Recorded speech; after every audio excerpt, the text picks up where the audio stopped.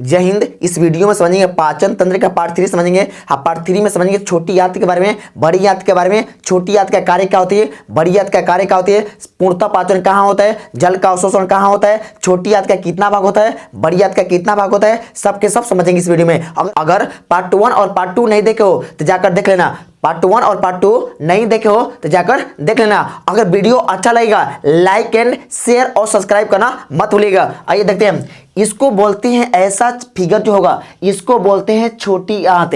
यानी ध्यान दो, सबसे पहले जो भोजन कहाँ आता है, मुंह में, मुंह से होते हुए कहाँ आता है, ग्रास नली में, ग्रास नली से होते हुए कहाँ आता है, आमाशय में, आमाशय के बाद भोजन कहाँ आता है, छोटी आंत में। कहाँ आता है, छोटी आंत में। लेकिन छोटी आंत का 3 भाग होता है। छोटी आंत का कितना भाग होता है, 3। पहला भाग है जिसका नाम है ड्यूडेनम, दूसरा का भाग है जिसका नाम है जेजुनम, तीसरा का भाग है जिसका नाम है इलियम। इन सबको समझने से पहले आइए समझते हैं। यह जो छोटी आंत होता है इसका लंबाई 6 से 6.5 मीटर, 6 से 6.5 मीटर होता है। लेकिन इसका चौड़ाई 1 इंच होता है। इसका चौड़ाई कितना होता है, 1 इंच होता है। लेकिन छोटी आंत लंबाई में बड़ा लेकिन चौड़ाई में क्या है, छोटा। लंबाई के बेस पर छोटी आंत और बड़ी आंत को बांटा नहीं गया है, बांटा गया है चौड़ाई के आधार पर। यानी छोटी आंत का जो चौड़ाई है बड़ी आंत से क्या है, छोटा है। इसलिए लंबाई के आधार पर नहीं बांटा गया है, बांटा गया है चौड़ाई के आधार पर। अब समझिए, भोजन कहाँ था, आमाशय। आमाशय से भोजन कहाँ आया, आमाशय से भोजन है छोटी आंत। लेकिन छोटी आंत में आएगा तो आने से पहले देखो, छोटी आंत का सबसे पहला भाग का नाम है ड्यूडेनम। यानी सबसे पहले भोजन कहाँ आएगा, ड्यूडेनम। लेकिन यह ड्यूडेनम क्या कहता है, पहले जैसे भोजन आएगा पहले यहाँ कहते खड़ा हो जाएगा। यानी भोजन जैसे ड्यूडेनम आया अंग तक जाके ब्रेक करके खड़ा हो गया। कहते भोजन को यहां से नीचे नहीं जाने देंगे। लेकिन वो पूछता है क्यों, क्योंकि इस आमाशय के अंदर एक अम्ल होता है। इस आमाशय के अंदर एक अम्ल होता है जिस अम्ल का नाम है HCl। क्योंकि सारे के सारे भोजन को वो एसिडिक कर दिए, यानी वो एसिडिक नेचर यानी अम्ल बना दिए। आज जैसे ये यह अम्ल का क्या है, विरोध करता है। यानी यह अम्ल का जो ड्यूडेनम है क्या करता है, विरोध है। यानी भोजन को अंदर जही नहीं देता है। आज जब भोजन को अंदर जही नहीं देगा तो अंदर जही नहीं देगा तो छोटी आंत में भोजन का पूर्णतः पाचन कैसा होगा।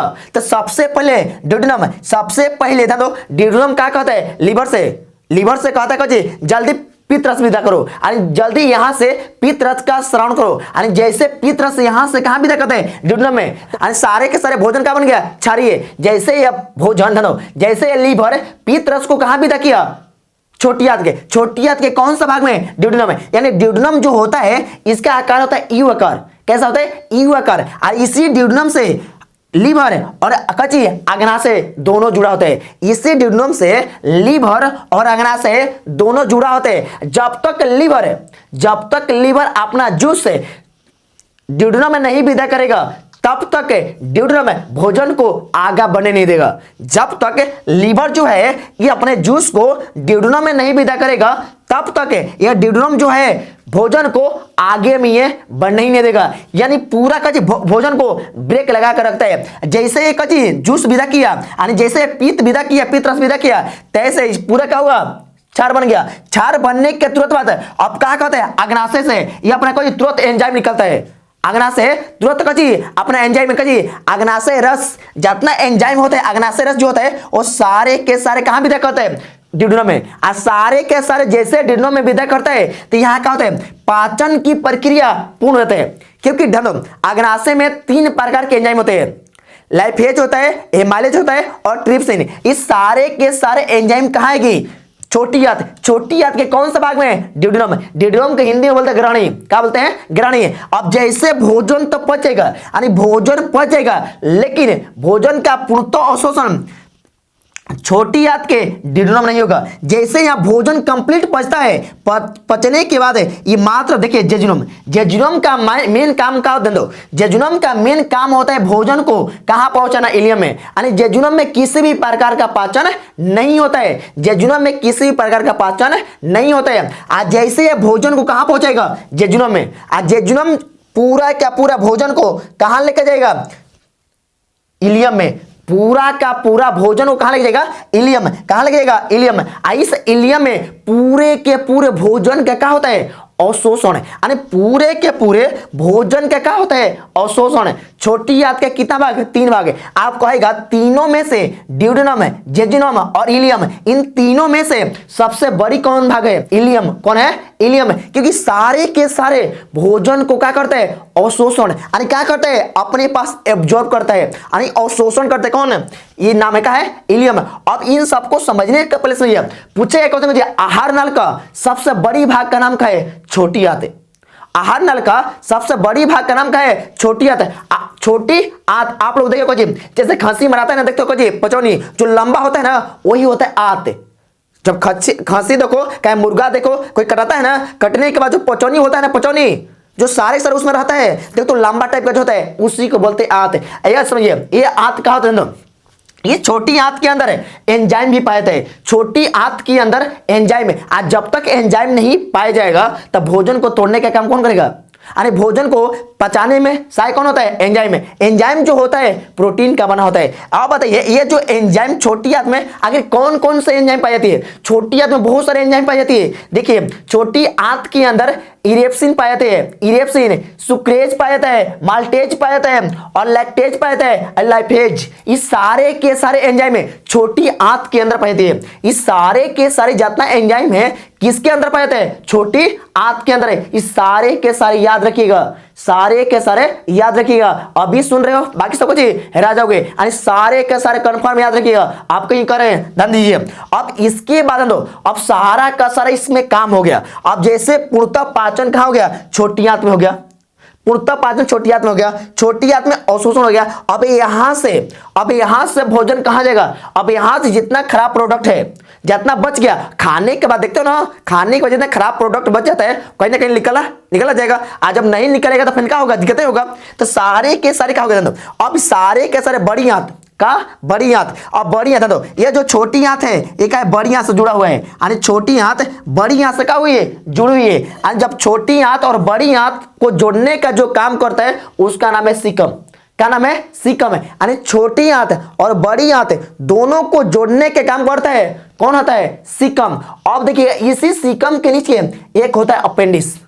अपेंडिक्स का नाम सुनो ना, सीकम के नीचे, इसी सीकम के नीचे क्या होता है, अपेंडिक्स, जो हमारे बॉडी में इसका कोई भी काम नहीं है। अपेंडिक्स का हमारे बॉडी में किसी भी प्रकार का काम नहीं है। प्राचीन काल में जो मनुष्य था वो घास पत्ती होती कजी अपने खाकर जीवन व्यतीत करता था, इसलिए ये क्या है, ये अभी तक अपेंडिक्स कची है। यानी आने वाले कई पीढ़ी के बाद एक धीरे देखा हो जाएगा, खत्म हो जाएगा। यानी अपेंडिक्स का मेन काम क्या होता है, अपेंडिक्स का मेन काम क्या होता है, जंतुओं में भोज्य पदार्थ को पचाने में सहायक होता है। लेकिन बहुत सुनिए, जंतु में गाय भैंस हो गया, जितना गाय भैंस हो गया, जो भी चीज खाती है, जितना हरियाली खाती है, जो भी चीज खाती है, उन्हें पचाने का कजी सहायक कौन होता है, यही होता है अपेंडिक्स। क्या होता है, अपेंडिक्स।